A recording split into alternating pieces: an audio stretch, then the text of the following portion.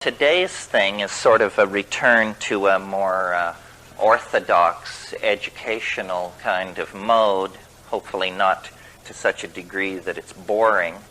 But the agenda is to talk about Hermeticism and alchemy, and the way in which this tradition, which is counterintuitive and heterodox, if not heretical from the point of view of Christianity, and what it can mean for the present, what it means for the psychedelic experience, what it means for the notion of the end of history, and how the loss of this point of view has probably done us a certain amount of damage.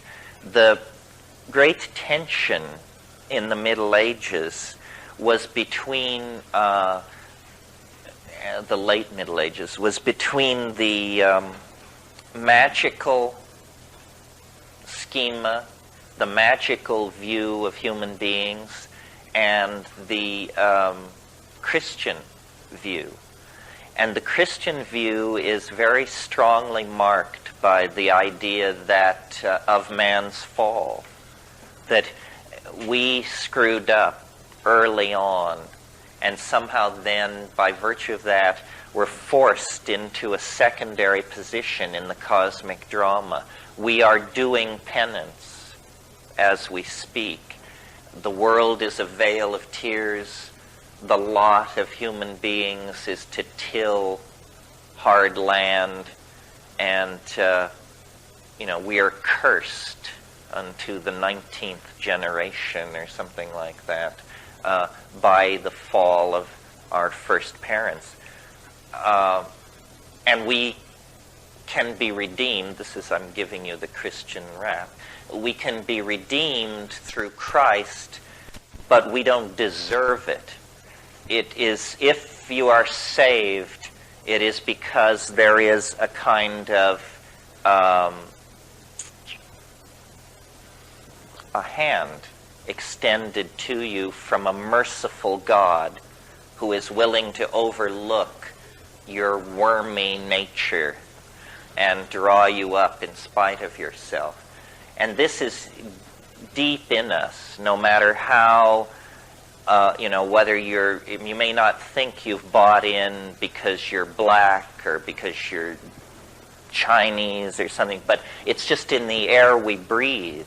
It's what Western civilization makes you think, whether you want to think it or not. Even if you don't come out of these traditions, for us, the concept of that you've got to pay your dues, that's what it comes down to. The idea that human beings are co-partners with deity in the project of being. This is the basis of all magic. You see, in a Christian context, magic is heresy because it implies that man can command God to act. In other words, that in some strange way, the magician compels nature to behave as the magician desires. In Hermeticism, it isn't so much put in terms of compel, but the idea is that humanity, human beings, men and women of great spiritual accomplishment, are co-partners in the project of being, and that God, as it were, stepped off the stage of creation with it only 90% completed.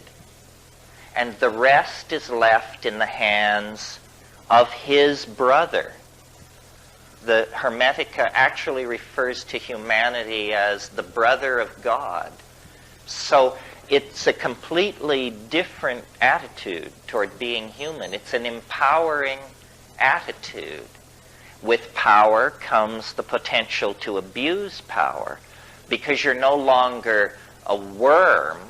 You remember that image in Jonathan Edwards' sermon, Sinners in the Hands of an Angry God, where he says you're You're like a worm suspended over an abyss, held there only by the love of a merciful God, implying that if he weren't a merciful God, he'd just let go of your thread and you'd go down the tubes. In the Hermetic magical view, human beings are not tainted by original sin. And no ideology is without the potential of abuse. The Hermetic attitude in the Renaissance was summed up in a single aphorism by the great Renaissance Platonist Marcello Ficino. And what he said was, and I have to,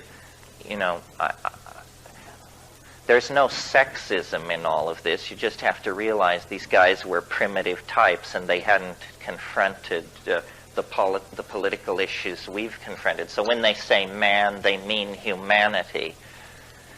The Renaissance magical attitude is summed up in Ficino's aphorism, man is the measure of all things. And this is a double-edged sword. Because in a single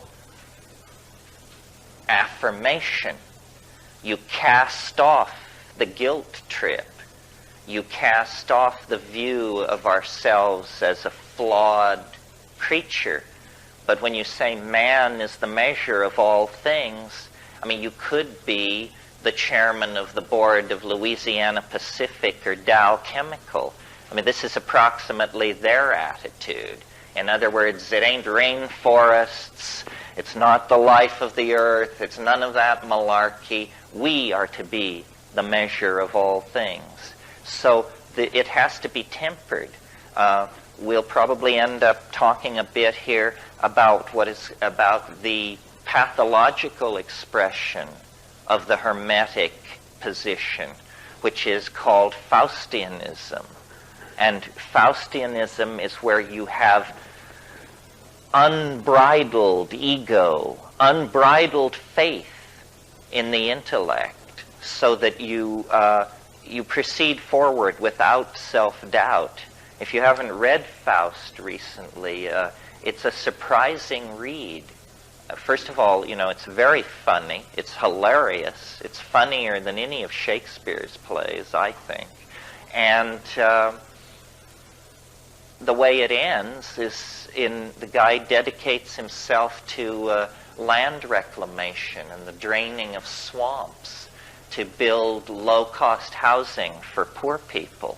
People don't know this. They're caught up in the images of the center of the story where, magical power is running rampant. But Faust's final conclusion is that he should do some good work for the least of society and give up these Promethean and Titanic dreams of the mastery of power. Well, a little bit of history about this Hermetic ideal. It's an interesting story in the light of our discussion of time yesterday. Western civilization, in a way, can be thought of as an accumulated series of misunderstandings. And one of the most severe of these misunderstandings has to do with this whole business of Hermeticism. The Renaissance really believed that Hermes Trismegistus was a great teacher of antiquity who preceded Moses, who was in time older than Moses. And they had what they called the Prisci Theologica, the three theologians, and they were Hermes Trismegistus, Moses, and Orpheus, in that order. And the reason that I say Western civilization is built on a series of misunderstandings is because they got it all wrong about Hermes Trismegistus. And there was great confusion and unhappiness in the in the 16th century when Marie Casaubon, who was an early philologist, attacked the dating of the Hermetic corpus and argued correctly that this could not possibly have been written in a period preceding Moses, that in fact this was post-Christian, written no earlier than the 1st century A.D. This is the equivalent of us finding out that, George Washington was alive in Greenwich Village in the 1930s or something. I mean, it was a completely mind-bending realignment of how people thought the history of the world had unfolded, because they had up to that time thought that when you studied Hermes Trismegistus, you were reading the oldest philosopher in human history. Actually, it's very late. And in a way, this is what destroyed the magical alternative. The advent of modern philology showed that these so-called ancient texts were not ancient at all. They were late Roman. They were Hellenistic. And so strongly was imprinted in the Western mind what's called, and we've talked about it here this weekend, what's called the nostalgia for paradise. In other words, the belief that the older it is, the better it is. And Guillaume Battista Vico in La Ciencia Nuova laid the basis for this kind of thinking. It's called classicism in the Renaissance context. So once they found out that the Hermetic corpus had been written in late Roman times, it was like it was finished. And science was able to use the confusion in the magical community at that point to force its own agenda very strongly. And there have been numerous episodes of misplaced dating like this that have contributed to the confusion around the history of magic. For example, and I hope this doesn't bring somebody rising out of their chair in an air-clawing rave, but Rosicrucianism rests on a whole bunch of phony dates because they want to tell you that somebody named Christian Rosencrantz wrote a book called The Chemical Wedding and sealed it up in a time capsule in the 12th century, and that it was then dug up in the 16th, dug up in the 16th century. But actually all these Rosicrucian documents were ponied up by people in the 16th century who had a very complicated political agenda, which we will probably discuss as part of this weekend. Hermetic philosophy is based on what is called the Hermetic corpus. This is a group of books, the most important of which is called the Asclepius.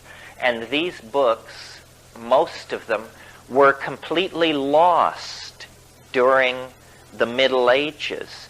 At the fall of the Roman Empire, copies of these Hermetic manuscripts were systematically destroyed by enthusiastic Christian barbarians. And the Hermetic manuscripts were scattered, and they only survived then in monasteries in Syria and places like that. Well, then in the Renaissance, the Council of Florence, under the patronage of the Borgias and people like that, they became there was this great interest suddenly in antiquities, because these Roman statuary and stuff was coming out of the ground. So the Council of Florence commissioned a character named Gemistus Pletho to go to Syria and bring back these manuscripts, and they established a translation commission. And they had, in manuscript, the works of Plato, the works of Hermes Trismegistus, a whole bunch of ancient literature. And to show you what the psychology of the Renaissance was, here they had Plato, which they hadn't been able to read for 1,000 years, sitting there waiting for translation, and Cosimo de' Medici said to Marcello Ficino, Plato can wait. Translate the Hermetic corpus first. And so it was done. If you're interested in Renaissance Hermeticism, you can't do better than read Dame Frances Yates' book, Giordano Bruno and the Hermetic Tradition. Well, I want to read you some of this stuff because it's very interesting, and it has a modernity that is astonishing. It's also very psychedelic. Here's a little passage on the imagination. I'm reading from Book 9 of the Corpus Hermeticum in the Scott translation. This is a 4-volume set. I only brought the texts and translation volume. But if you read Greek, it's all here. If you don't, it's all here in English. But this will just give you a feeling for the approach. If then you do not make yourself equal to God, you cannot apprehend God, for like is known by like. Leap clear of all that is corporeal, and make yourself to a like expanse with that greatness which is beyond all measure. Rise above all time, and become eternal. Then you will apprehend God. Think that for you too nothing is impossible. Deem that you too are immortal, and that you are able to grasp all things in your thought, to know every craft and every science. Find your home in the haunts of every living creature. Make yourself higher than all heights and lower than all depths. Bring together in yourself all opposites of quality, heat and cold, dryness and fluidity. Think that you are everywhere at once, on land, at sea, in heaven. Think that you are not yet begotten, that you are in the womb, that you are young, that you are old, that you have died, that you are in the world beyond the grave. Grasp in your thought all this at once, all times and places, all substances and qualities and magnitudes together. Then you can apprehend God. But if you shut up your soul in your body and abase yourself and say, I know nothing, I can do nothing, I am afraid of earth and sea, I cannot mount to heaven, I know not what I was, nor what I shall be, then what have you to do with God? Your thought can grasp nothing evil and good if you cleave to the body and are evil. Interesting. Very different from the humble yourself, hard labor, spun wool and watery beer approach of medieval Christianity. Here's an amazing passage. People like to think people thought the world was flat until the Renaissance. This is an incredible psychedelic image of outer space that is 2nd century A.D. Would that it were possible for you to grow wings and soar into the air. Poised between earth and heaven, you might see the solid earth, the fluid sea and the streaming rivers, the wandering air, the penetrating fire, the courses of the stars, and the swiftness of the movement with which heaven encompasses all. What happiness were that, my son, to see all these borne along with one impulse, and to behold him who is unmoved, moving in all that moves, and him who is hidden, made manifest through his works. And it goes on and on. It's very readable. It's very literary. It's highly poetic. It's a celebration of nature. the notion of sin is completely absent, and it rings with a kind of confidence, a kind of joy that was completely running counter to the brimstone and damnation point of view of Christianity. Here's to me, a psychedelic passage. But he who presents all things to us through our senses, and thereby manifests himself through all things and in all things, and especially to those to whom he wills to manifest himself. Begin then, my son Tat, with a prayer to the Lord and Father, who alone is good. Pray that you may find favor with him, and that one ray of him, if only one, may flash into your mind, so that you may have power to grasp in thought that mighty being. For thought alone can see that which is hidden, inasmuch as thought itself is hidden from sight. And if even the thought which is within you is hidden from your sight, how can he, being in himself, be manifest to you through your bodily eyes? But if you have power to see with the eyes of the mind, then, my son, he will manifest himself to you. For the Lord manifests himself ungrudgingly through all the universe, and you can behold God's image with your eyes and lay hold on it with your hands. If you wish to see him, think on the sun, think on the course of the moon, think on the order of the stars. Who is it that maintains that order? The sun is the greatest of the gods in heaven. To him, as to their king and overlord, and all the kings of heaven yield place. And yet this mighty God, greater than earth and sea, submits to having smaller stars circling above him. Who is it then, my son, that he always obeys with reverence and awe?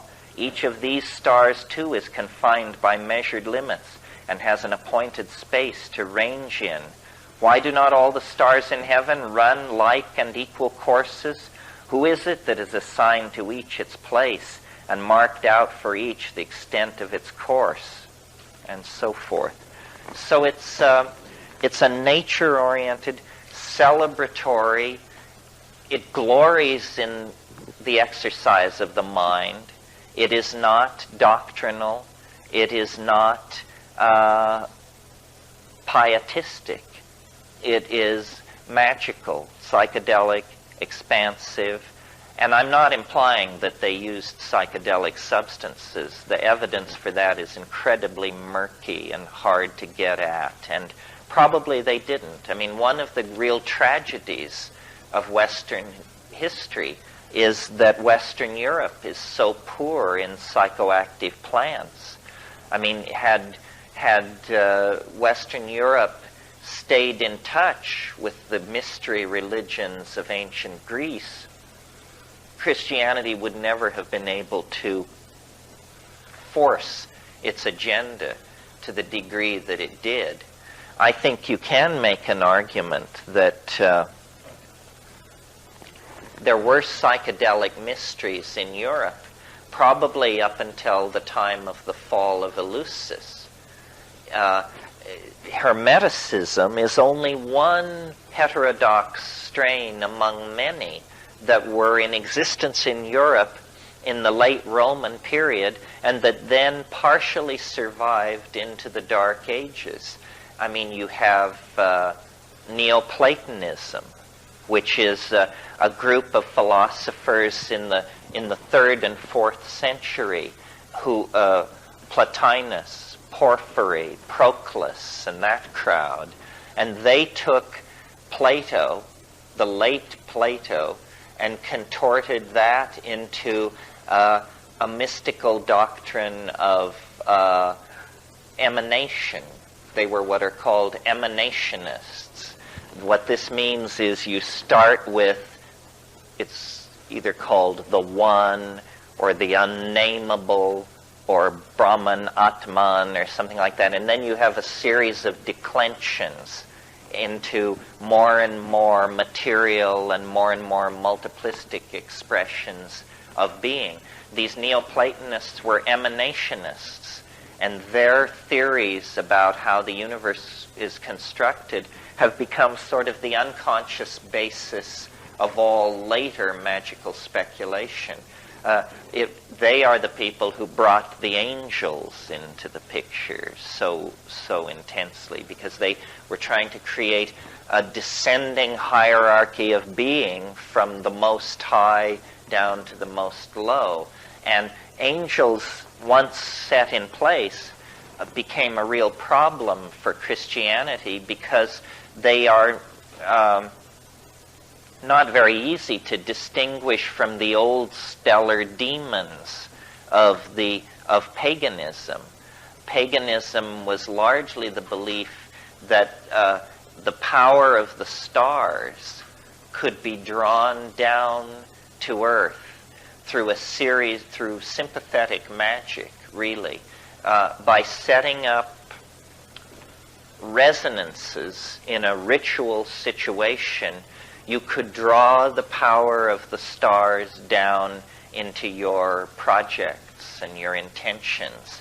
And the late Middle Ages was a period of intensely working out all the associations between minerals, colors, perfumes, plants, musical notes and styles, so that you could then bring together all these things for purposes of magical evocation.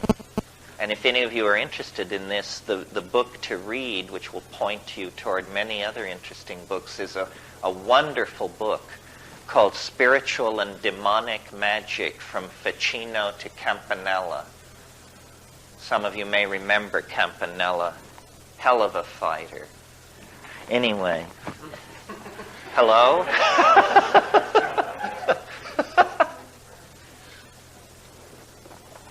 And in the Renaissance, over a period of about 3 generations, this became a real problem, because what starts out as angel magic ends up as out-and-out demonic conjuration. Something which I've noticed my 14-year-old son has an incredibly unhealthy interest in, which I did as well at his age. I hope it's not the family curse coming back.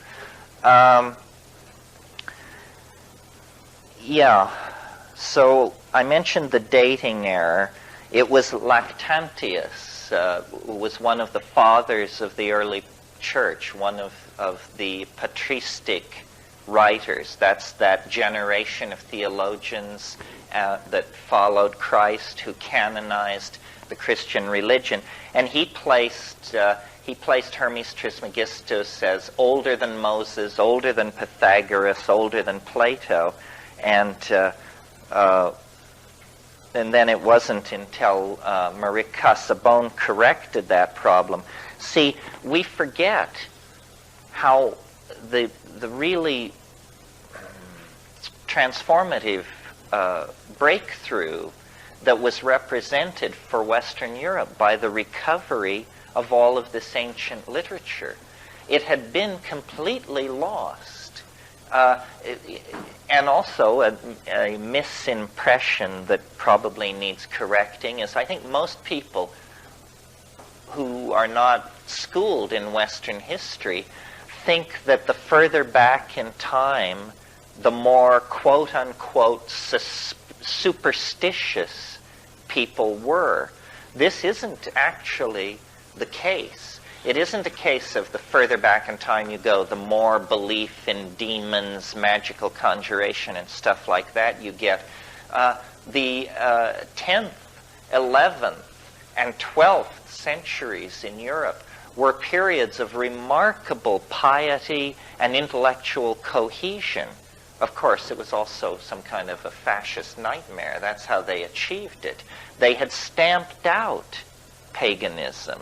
They had pushed heresy and heterodox thinking to the very distant frontiers of the empire, of the Holy Roman Empire. And people were not superstitious, and people were not obsessed with horoscopes and conjuration and this sort of thing. Where that all began was, or where it reached its culmination is in the 16th century. The 16th century, the 1500s, it was the most magical, obsessed century in the last 10. And alchemy and conjuration and talismanic magic and sympathetic magic, all of these things flourished really not as a throwback, but as a kind of prelude to modern science. Modern science is an incredibly demonic enterprise. And we will see, as we discuss this stuff, that in a curious and rarely discussed way, the program, the agenda of magical dissidents in Europe have been entirely achieved by the forces of what we call modernity. It's simply that it has been done in an entirely secular metaphor. I mean, if you take even the trivial belief about alchemists, that they were concerned with changing lead into gold. And of course, that isn't what it was about, but there were plenty of con artists running around on the periphery of these deeper scenes who were claiming they could change lead into gold. Well, in the 20th century, we routinely change lead to gold. You do it with neutron bombardment in particle accelerators. And of course, it costs far more to do it than the worth of the gold that you get out. But that really wasn't the point, was it? It was to prove that it could be done. The dreams of creating the homunculus are dreams that dovetail directly into the aspirations of modern biology, genetics, so forth and so on. The great chain of being of Aristotle is animated, given a dimension of motion, and lo and behold, it becomes the Darwin-Wallace theory of evolution. Merciliade talks about this, about how all the alchemical dreams of the 15th and 16th century have been brought to fruition in the 20th century. But again, in the absence of magical rhetoric, but certainly in a spirit of magical and Faustian recklessness, for sure. I mean, this is scientists, they claim such a devotion to truth that decency must never stand in the way because they serve a higher God than human values. They serve the golem of the truth in some weird way that makes the truth okay even if it kills you. I studied philosophy from Paul Feyerabend, and he used to say at the beginning of his Epistemology 101 course, I will teach you to recognize the truth, and I will teach you to ask the question, what's so great about it? So now you've got the truth, so what's so great about it? It was 1460 when these manuscripts were brought to Florence. And Cosimo de' Medici immediately ordered Ficino to abandon his work on Plato, and the Pymander, which was one of these books, it was the only one which existed in Europe, even in partial form during the Dark Ages. Cosimo died in 1464, but the translation project went forward, and just so you understand, the developmental process in Western magic goes back to this Florentine translation project.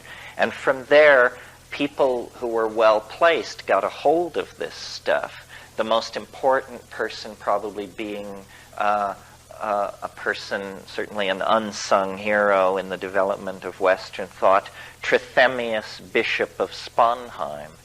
And Trithemius wrote a book. It was really a manuscript. It was never printed as a book in his lifetime, but later, called the Stenographica.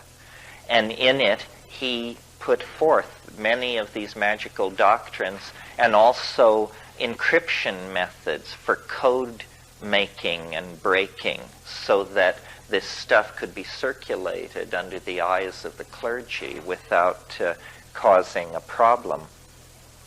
And then the development of Western magic splits into two strains.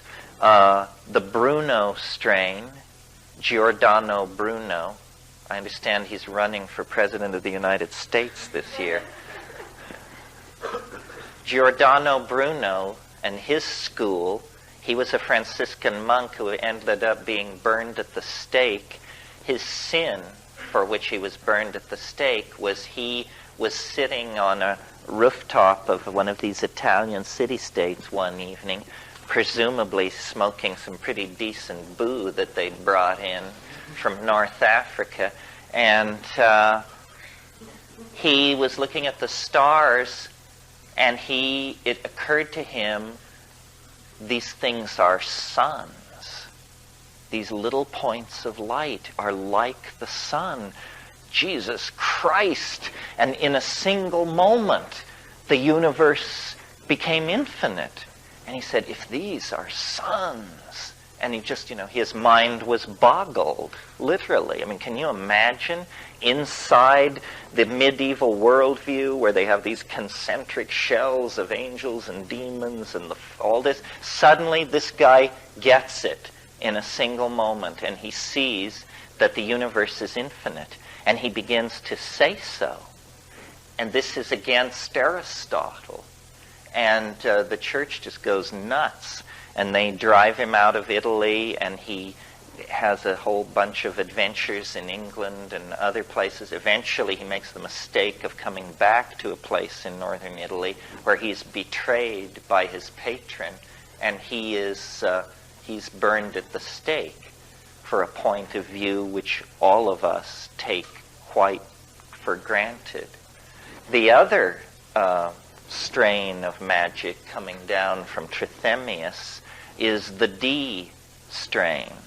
And it is a bit more accessible to people like ourselves because John Dee was an Englishman and he wrote in English. And so you don't have to conquer 16th century Italian or late Latin in order to read him, although he wrote a lot in Latin as well. Dee is a very interesting character, worth spending some time on, because Dee is the last person to be able to unify into one worldview science and mathematics and magic and astrology all together. So he is the greatest magician of his age and the greatest scientist of his age. He designed the navigation instruments that Sir Francis Drake used to go around the Cape Horn and sail up the coast of California. He was an intelligence operative serving Queen Elizabeth on the European continent. He could cast the best horoscope in Europe, and that was his entree into these various royal families of these various capital cities of Europe. And then he was, making maps of battlements and of the deployment of wharf facilities and shipbuilding capacity and stuff like that, and sending it all back to Elizabeth in these codes that he had learned from Trithemius, not personally, but from the Stenographica. And Dee, a very strange incident happened, which was on a cold day in April at his house in Mortlake, which is on the outskirts of London. Now it's completely surrounded by modern London.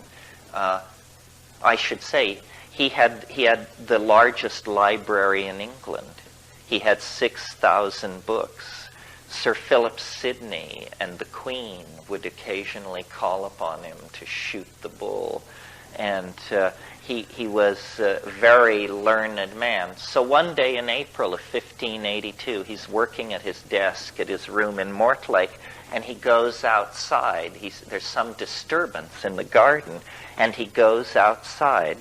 And his story, and we have only his story, is that an angel descended in a ball of light and gave him an object which is to this day on exhibit in the British Museum. If you ever have a chance, it's worth hunting it down. It's in the Renaissance Hall, and it's a piece of black polished obsidian, roughly about this big and about that thick and very highly polished. He called it the Shew Stone, S-H-E-W. And what the deal was you could look into the Shew Stone if you had the right talent, and it was a magical theater. There were gods and demons and female spirits and all kinds of things swirling around this thing. Well, for the next many years, the Shew Stone was the major guiding force on Dee's life. And a guy came to him named Edward Kelly. And Edward Kelly, legend has it that he had no ears, which in England at that time meant that you had committed some infraction in the province and they had removed your ears. It was the mark of a con artist. So you couldn't fool anybody else. They took your ears off. So then if you met somebody with no ears and a big scheme, you knew to keep your wallet in your pocket. So this guy Kelly had an immense facility with this Shew Stone. I mean, he could just sit down with it, and it is one of the most puzzling and undiscussed episodes in the evolution of Western thought. The straight people just say, whoa, this is a bunch of crap, this guy Kelly. First of all, Dee was married to a much younger woman named Anne Dee, and at one point in the 10 years or so that Dee and Kelly were together, the angels of the Shew Stone gave very explicit instructions that Dee should allow Kelly to bend down. And he says, and in the light of God's will, it was done, he says in his diary. So this guy was a Sharpie for sure. However, it's very puzzling because if he was a con artist, he must have been a con artist of immense cleverness, because often the way the Dee angels would work is they would deliver very, very long messages in Latin backwards. And Kelly would just dictate this stuff at a very rapid speed, and Dee would write it down, and then they would put away the Shew Stone, and then they would very laboriously rewrite this stuff from back to front, and then there would be these long, coherent harangues about what they should be doing, about which courtly figures they should support with money, and who should be introduced to who. It was very political, Well, what kind of a polymathic talent was Edward Kelly that he could invert whole pages of Latin and reel it off and then have it be reconstructed and make sense? Also, you see this, we know about this because Dee kept a diary over the years that this was all going on. It's one of the most astonishing books in all of English literature. And until the last 10 years, the 1658 edition was the only edition ever published. It's called A True and Faithful Relation, or in full a true and faithful relation of what passed for many years between Dr. D and some spirits, with annotation by Maurice Casaubon, the guy who did the correct dating on the Hermetica. And it's very interesting reading. It's, as I say, one of the most puzzling incidents in the whole history of science. What Dee was doing was eventually he came to rest at the court of Rudolph II, Rudolph I of Bohemia, who ruled from Prague. Now, you have to understand, is that a hand up? Yeah. Is there evidence of drug use by Dee? Not strong enough to warrant any getting thrilled about it. The great awareness of drug use came slightly later, and strangely enough, the drug was opium. It's interesting, the history of opium. You know, we think of opium and its derivatives, junk and heroin, as just the lowest. Well, maybe crack is now the lowest of the low. But anyway, it's a real scuzzball drug, according to most people's opinion. But did you know that they had been using opium for 3,000 years before anybody noticed that it was an addicting drug? It was not ever noted that opium was addicting until 1611, when John Playfair, a very famous English physician, wrote a book in which he commented on opium and said, once one has begun the habit of opium, it must be maintained unto death. In the 30 years after Dee, there was a great Hermeticist and alchemical thinker named Paracelsus, who arose on the European continent. Paracelsus is an interesting guy. He's essentially the inventor of drugs, because he was the first person to extract herbs and to get this notion of the essence, that if you have a medicinal plant, then there's something in there which you want to get out and concentrate. He called his school of alchemy iatrochemistry, the doctor's chemistry, and he invented pills of the ordinary sort, and he said, "I have made a great discovery. The center of my alchemical opus rests with the magic of laudanum," which was, of course, gum opium. There was a craze in the late 15th century among alchemists for opium. The alchemist von Helmut, he signed some of his alchemical tracts Dr. Opiatus. He was the first croaker.